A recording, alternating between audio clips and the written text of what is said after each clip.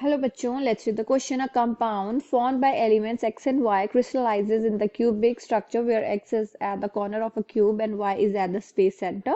What is the formula of compound? If side length is 5 angstrom, estimate the density of the solid assuming atomic mass of x and y as 60, 90 respectively. So first of all, इस question में जो हमारा की concept रहेगा उसे हम यहाँ पर एक बार डिस्कस कर लेते हैं. So here the key concept is all about unit cell. यहाँ पर हम यूनिट सेल के बारे में डिस्कस करेंगे. सबसे पहले तो हम यहाँ पर देख रहे हैं हमें दो एलिमेंट्स दिए गए हैं x and Y.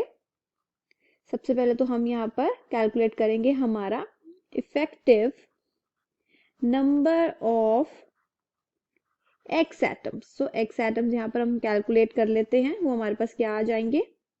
That is as only one atom can accommodate on one corner of a cube. तो यहाँ पर हमारे पास कितने आ जाएंगे?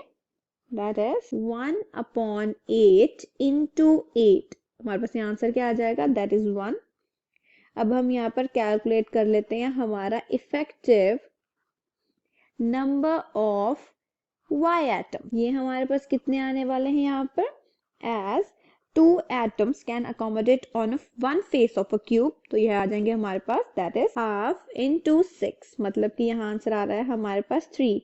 टोटल मास कैलकुलेट कर लेते हैं. और यहाँ पर हम कैलकुलेट कर लेते हैं हमारा total mass of unit cell किसके बराबर आ जाएगा? दैट इज 1 into 60 बिकॉज उसका एटॉमिक मास ये है प्लस 3 into 90. क्लियर? आंसर क्या आ रहा है यहाँ पर हमारे पास? That is 330 AMU. क्लियर? आगे चलते हैं.